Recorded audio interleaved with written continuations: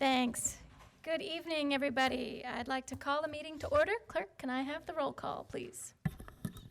Alderman Ashour. Here. Alderman Berry. Here. Alderman Bevere. Here. Alderman Davalos. Here. Alderman Goodman. Here. Alderman Krischel. Here. Alderman Weidner. Here. Alderman Wilson. Here. Thank you. Will those who are able join me for the Pledge of Allegiance?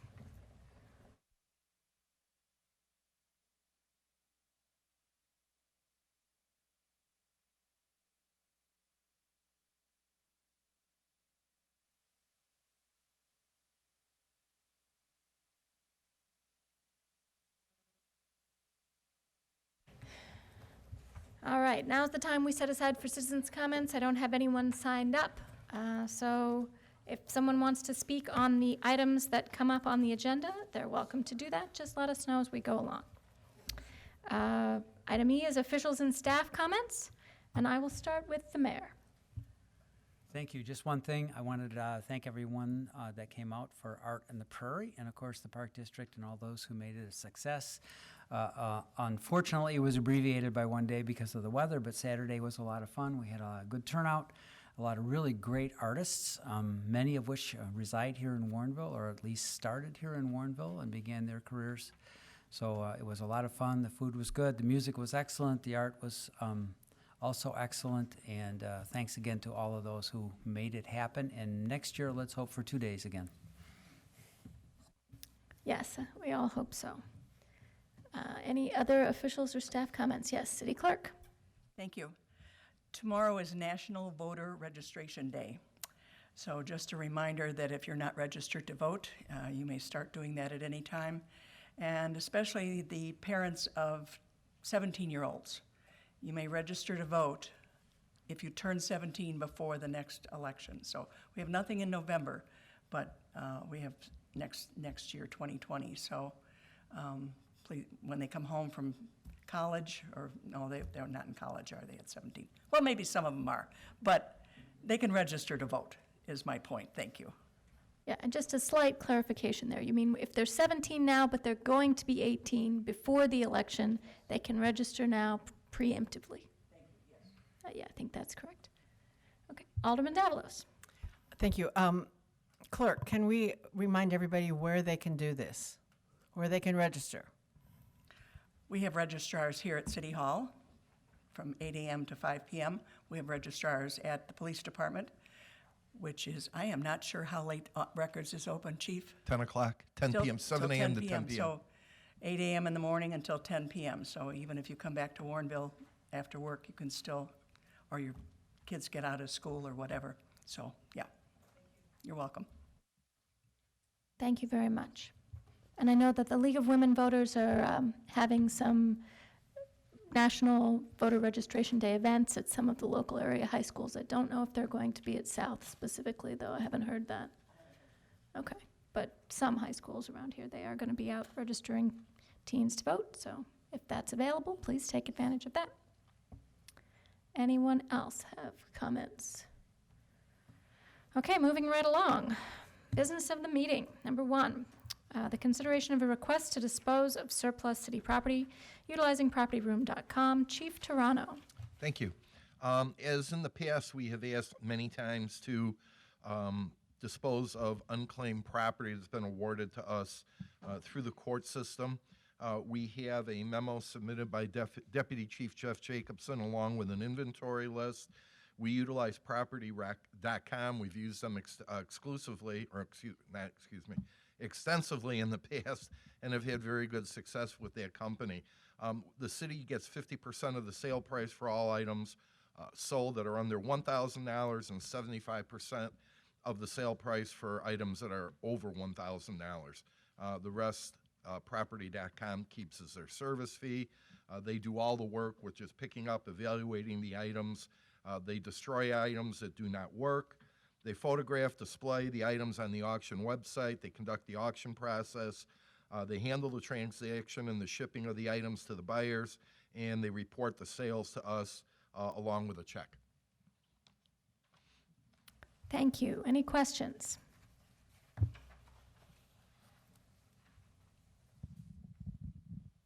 Any motions? Alderman Wilson. I'd like to recommend the city council approve an ordinance authorizing the disposal of city-owned property through an auction conducted by propertyroom.com. Second. Motion by Alderman Wilson, second by Alderman Davalos. All those in favor? Opposed? Motion carries. Item 2 is a consideration of our safety policy updates. Assistant City Administrator White. Thank you. The Safety Committee continues its review and update of different safety policies for inclusion in a revised safety manual. So far to date, the council has approved 7 different policies, which are listed in the summary for your attention. Included in the backup is the management responsibilities policy and the safety rules policy.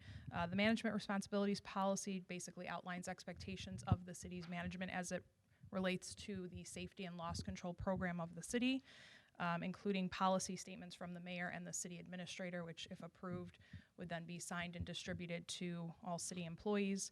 The second policy is a safety rules policy, which outlines basic citywide safety rules and encourages each department to develop department safety rules as well as job-specific safety rules. With that, I'm happy to answer any questions.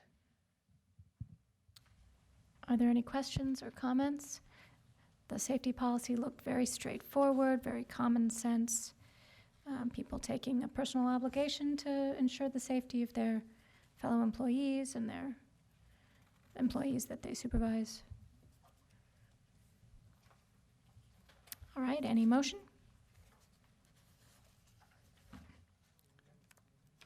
Alderman Berry. I'd like to make a motion to recommend the city council adopt the management responsibilities and safety rule policies effective immediately. Motion by Alderman Berry, second by Alderman Wilson. Any further discussion? All those in favor? Aye. Opposed? Motion carries. Item number 3, a consideration of an ordinance to update our interfund loan to TIF number 3. We can talk about this in connection with item number 4, which is a similar item, but please begin with number 3, Finance Director Dahlstrand. Thank you, Madam Chairman. In your backup tonight is a proposed ordinance drafted by the city's TIF attorney, which would update the amount of the interfund loan authorization from the general fund to TIF number 3. As of the end of fiscal 2019, the TIF number 3 fund will have a deficit fund balance of a little over $3.5 million. And it projected that by the end of 2020, fiscal 2020, if everything we've budgeted for in there occurs, it would have a deficit fund balance of a little over $4.3 million. The ordinance updates both the loan authorized amount at a figure of $4.35 million. It also then adjusts the interest rate up to 1.554%, which is based on the average rate of return we received during fiscal 2019. The TIF attorney has included language in the ordinance that would allow us to annually update the interest rate based on the annual earnings for the fiscal year, and then we would only need to update the loan amount if we exceed the amount previously authorized by council. Thank you. And 1% doesn't sound like a lot, but it's a big improvement over the previous. It's a huge improvement over what it was, correct? That's right. When our investments were earning interest at 0.1, that was just sad. Okay. Any questions? This is going to hopefully streamline the process as we go forward so we can just take this step once a year and not have a rolling interest rate that has to be recalculated at any given time during the course of the fiscal year. Alderman Davalos. Yeah, I just had a couple of questions, small questions. So all of the interfund loans are from the general fund, correct? Correct.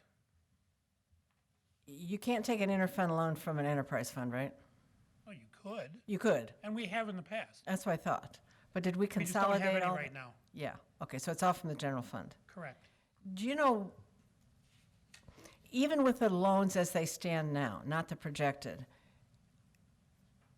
and maybe I should just, you probably don't know off the top of your head, how much then have we lost from our 25% reserves. Are we still within that amount, or is it hard to even say? Well, that does not apply to the TIF fund in and of itself. The general fund will be addressing at the October 7th City Council meeting. We'll present our next CAFR. And we'll explain a little bit. We did change a little bit to reflect these loans in there, a little easier for everybody to understand. But we are down from what it was, but it'll show on the books, and I'll explain that at that point.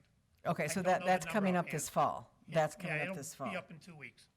Okay. I guess that's all the questions. Thank you. Thank you. Alderman Wilson. Just a comment, I'm glad to see that you've instituted the elevated tax rate relative to the future. I think we don't have to vote on that, it's already in there, and we take care of that Correct. automatically.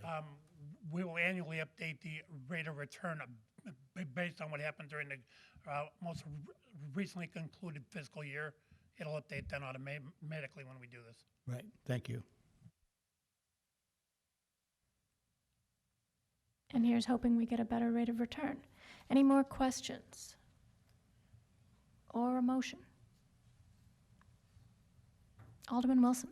I'd like to recommend the City Council adopt an ordinance to amend Ordinance 02017-031 to adjust the amount and applicable interest rate provisions for interfund loans from the City General Fund to the Tax Incremental Finance District Number 3 Fund.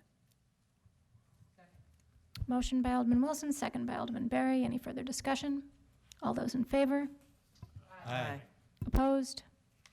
Motion carries. Item number 4 is the same thing with respect to TIF Fund 4. Finance Director Dahlstrom. Thank you very much. I'll point out that as of the end of fiscal 2019, the deficit fund balance in TIF number 4 will be a little over $945,000, which is well short of what's been previously authorized in loans. However, we predict that by the end of fiscal 2020, that number will be at 2.7 million. So we are updating the interfund loan to a not to exceed amount of $2.8 million. And again, we're doing the same thing with the interest rate in TIF number 4 that we did in the previous TIF. Okay, so the urgency on this one is certainly not very high, but we want to take care of it all at the same time. Correct, like to do it all at once, so we have a standard practice in place, so we don't have to remember one or the other. It's better to do them both at the same time and in the exact same way. Much more efficient. Thank you. Any other questions? Alderman Davalos. Thank you. So do we do any kind of financial projections? Maybe it's impossible to do about income from the TIF increment. Knowing what our new developments are, which would be the big part of the increment, and maybe knowing what little part we get. We do that as part of our annual budget process, and any time that we review any developmental or any developments within the TIFs, we do that as well in there. So all that information will come forward as we go through the budget prop? Absolutely. Okay, thank you. Yeah, that's an excellent question. Good point, Alderman Davalos. Any other questions? Alderman Wilson. I'd like to make a recommendation the City Council adopt an ordinance to amend Ordinance 02017-032 to adjust the amount and applicable interest rate provisions for intrafund loans from the City General Fund to the Tax Incremental Financing District Number 4 Fund. Motion by Alderman Wilson, second by Alderman Berry. Any further discussion? All those in favor? Aye. Opposed? Motion carries. All right, number 5 is the consideration of fiscal year 2021 budget preparation and adoption timeline. I know it seems early to be talking about that, but take it away, Finance Director Dahlstrom. I was just going to suggest, I can't believe we're doing this already, but it is time. So included in your backup tonight is the fiscal 2021 budget preparation and adoption timeline. It's similar to what we've done for the last number of years. I do want to point out that it does include a budget workshop that we do hold annually. It would be on Saturday, March 14th, 2020, from 9 a.m. to noon here in the council chambers.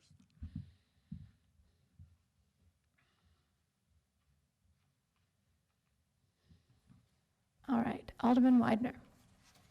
I have no objections. I don't think anyone has any questions or concerns. With that, I'd like to make a motion and recommend the city council approve the fiscal 2021 budget preparation and adoption timeline as presented, including a city council budget workshop on Saturday, March 14th, 2020. Second. Pi Day. All right, we got a motion by Alderman Weidner, second by Alderman Wilson. All those in favor? Aye. Opposed? Motion carries. Item number 6 is the consideration of the calendar year 2020 City Council and Committee of the Whole meeting schedule. We're going to go to Deputy Clerk Josie Avalos. Thank you. As in previous years, the 2020 City Council and Committee of the Whole meeting schedule is being presented. This is the schedule was done according to the city code and council's past practice. And then as Finance Director Dahlstrom noted, there is also the budget workshop meeting that's scheduled for Saturday, March 14th. There's also 2 Tuesday night council meetings and 1 Tuesday night Committee of the Whole meeting during 2020. Thank you.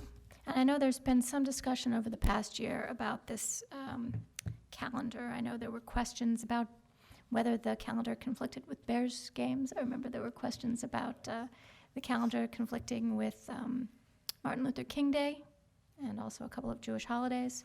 So if anyone wants to raise any issues, or if anyone has taken a look at this calendar and has any objections, now is the perfect time to discuss that if anybody would like to.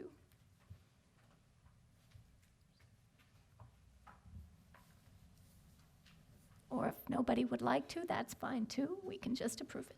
Whatever you want. Alderman Weidner. I move to recommend the city council approve the 2020 city meeting schedule. We have a motion by Alderman Weidner, a second by Alderman Wilson. Any further discussion? All those in favor? Aye. Opposed? Motion carries. All right, item number 7, a similar item, a consideration of our calendar year 2020 city holiday schedule. And it's important to get this in place now because we're redoing our union contracts, and once it's adopted, then it becomes part of the union contracts going forward, correct? So I'll turn it over to Deputy City Clerk Avalos. Thank you. Included with the backup, with the agenda backup material was the city holiday schedule for 2020. And again, this was prepared according to Employee Personnel Policy Manual and the 3 city employee bargaining agreements. And I can take any questions. Thank you very much. Any questions? Or a motion? Alderman Wilson. I'd like to make a motion to the city council approve the 2020 city holiday schedule. Second. Motion by Alderman Wilson, second by Alderman Berry. Any further discussion? All those in favor? Aye. Opposed? Motion carries. Just picking at random. 2 voices at once. Okay, all those in favor? Sorry, we already did that. Item number 8. Consideration of amendments to the City Code, Title I, Chapter 8, our purchasing procedures. Finance Director Dahlstrom. Thank you, Madam Chairman. As you will recall, in October, we did increase the level requiring the bidding process from $20,000 to $25,000. And we've also indicated previously that as we work through the ERP implementation, that we would be presenting to you policy and procedure change recommendations for your consideration. In the back up tonight are recommended changes to the purchasing procedures. that would streamline how we purchase and the authorized amounts certain positions are allowed to authorize a purchase for. In your backup item C is where we've consolidated the senior staff members at a $10,000 level.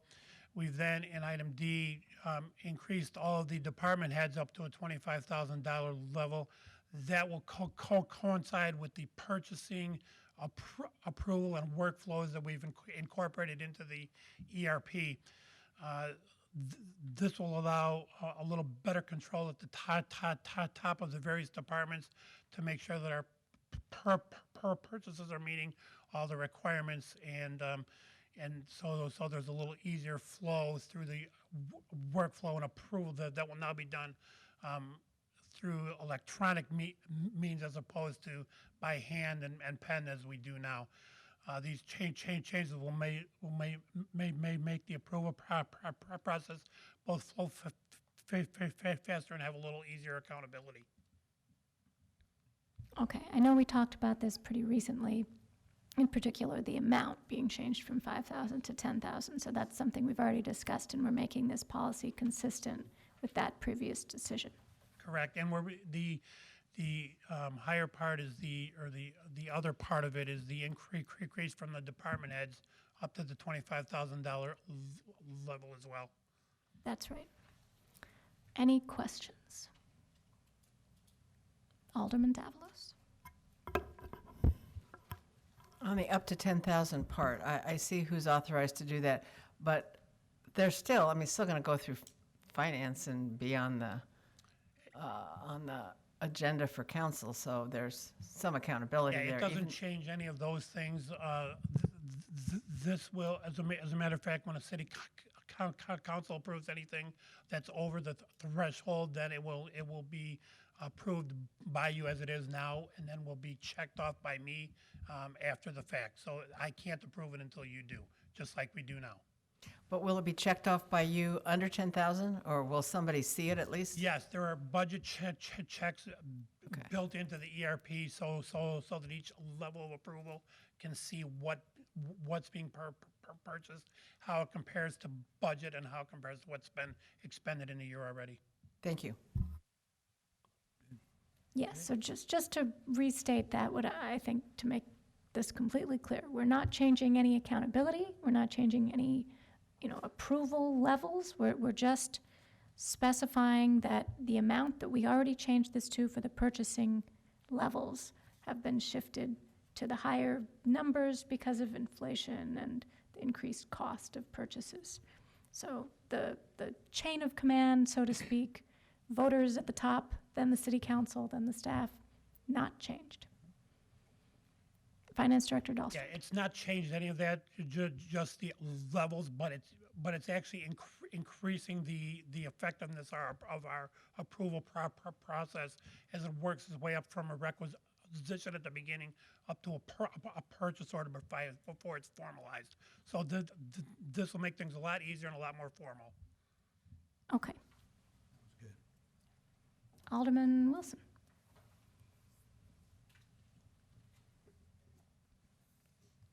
I'd like to make a recommendation to the city council to direct staff to work with city attorney to draft an ordinance amending City Code Title I, Chapter 8, Section 4, Purchasing Procedures, adjusting the authorized purchasing level for city staff as proposed. Second. Motion by Alderman Wilson, second by Alderman Davalos. Any further discussion? All those in favor? Aye. Opposed? Motion carries. All right, item number 9, an informational presentation about the Enterprise Resource Planning, the ERP implementation program. Should I start with Finance Director Dahlstrand, or? All right, you've got the microphone. I'm going to you first. Thank you very much. For the last year and 4 or 5 months, we've provided you written updates on where we are with the ERP implementation. We thought it was time that we provide you with a verbal update because there are some things that have occurred, and we thought we'd make you aware of those and what impact it's had on our process. The ERP had a go-live date of October 1st of this year. Have moved that back now to November 1st. There are a number of reasons for that. A number of changes have occurred with our implementer. We are actually on our third project manager since this project began, with the latest change coming in mid-July. So that PM has been trying to play some catch-up and making sure that we stay on track with what we're doing. There's been not enough time to get everything done that we had to get done through those changes by the October 1st deadline. So we had to move that back 30 days. One of the other things is that Microsoft made a corporate decision to stop supporting payroll, particularly in the area of taxes calculated for payroll in October of 2021. As a result of that, we've had to kind of change course, find an alternative solution for how we were going to calculate payroll and taxes. We've been spending a lot of time doing that over the last month and a half or so. That announcement was made to us in August. We've been working on how to do that. We've arrived at the conclusion that we will be working with ADP to basically function as a calculator for payroll. All of the payroll data of the employees and everything will still remain within our new ERP. We will then sort of ship the hours off to ADP for them to calculate the pay and the taxes and all that and send the data back to us. We are still working through exactly how that's going to work, but it did it took us a while to arrive at the right conclusion. ADP has a working relationship with Microsoft, has some of the interfund interface in place already that will allow us to use that to kind of make this an easier transition. As a result, we won't be going live with payroll on November 1st. We've rolled that back to the beginning of the year in January. A big reason for that is it'd be a whole lot easier taxation and reporting wise if we start a new year clean than trying to do 2 or 3 months of a new system. We'd have to do a lot of work to make the two coincide and issue the right paperwork at the end of the year as far as the employees' W-2s, 941s to the state and the federal government. So we determined it would be a lot easier to do that all at once and a clean start at the beginning of a calendar year. Anything? Okay. The other thing is, with all the changes that have occurred on the Mazik side, there have been a few struggles that we've incurred. One of the bigger ones that we're still kind of fighting with is the chart of accounts, making sure that's configured the correct way and actually works the right way. Without that, we really can't move ahead. That's the whole foundation of what we're doing. We have a meeting on Thursday that we think is going to finally resolve that issue. It's been hanging there for a while. And I'm fairly certain that we can get that resolved and in place, which then will allow everything else to move forward as well. One of the other things that we will have to do this year is the budget module itself is not in a state that can be used right out of the gate right here at the beginning of the year. We're too close to the start of the new budget year. So we'll be doing the budget again as we have in the past through a big Excel spreadsheet and related spreadsheets with that as well. So we will have that in place then for the next fiscal year, which would be the 2022 budget. All that'll be in place and configured. And that also was a little held up by this chart of accounts issue because we can't start a budget year with the chart of accounts not in place at the right time.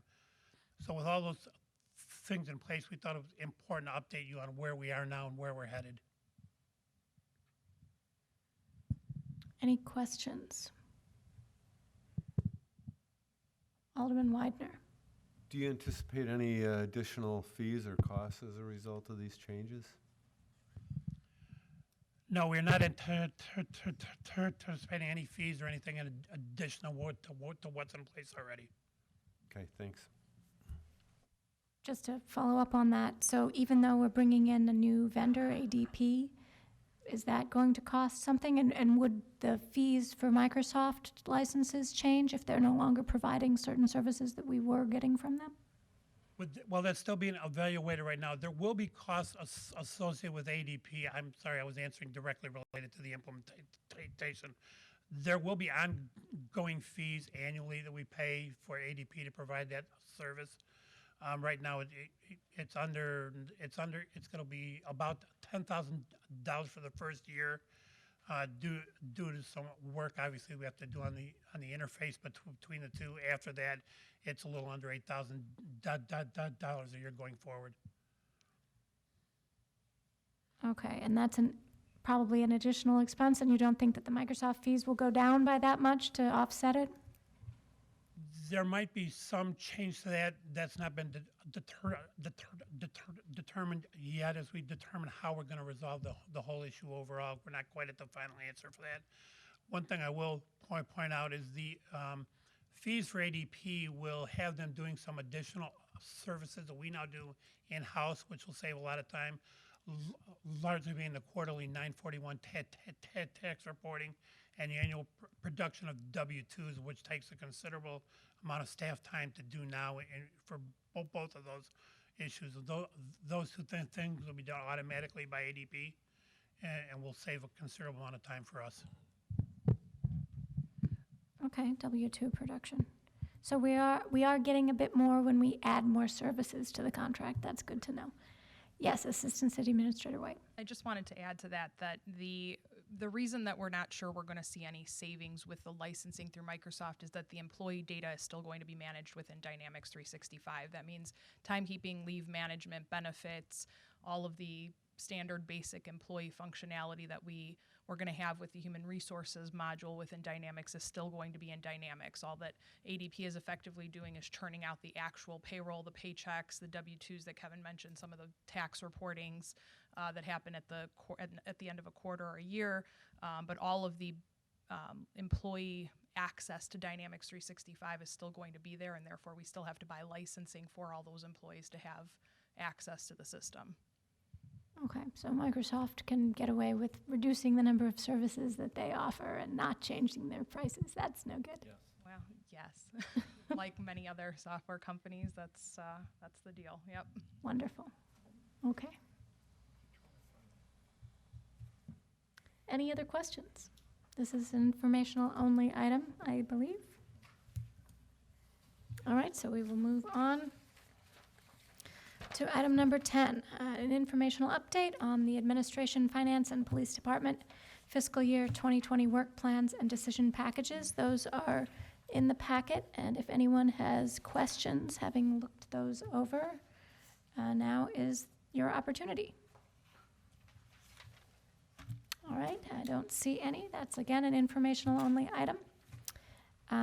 Next, we have our commendations section. Chief, I don't know if you wanted to say anything about those, but there are some nice letters in our packet. Yeah, we just got two nice notes in general, just individuals or organizations thanking the police for what they do on a day-to-day basis. And then one individual that had contact on a traffic stop and congratulated the police department on the professionalism of one of our police officers when he was pulled over. Very nice to hear, and yes, congratulations to Officer Romero, who made the citizen feel that his work was very good. All right, I only need one more motion. Alderman Davalos. I move to adjourn. I'll second. Motion by Alderman Davalos, second by Alderman Wilson. All those in favor? Aye. Aye. We are adjourned. Thank you.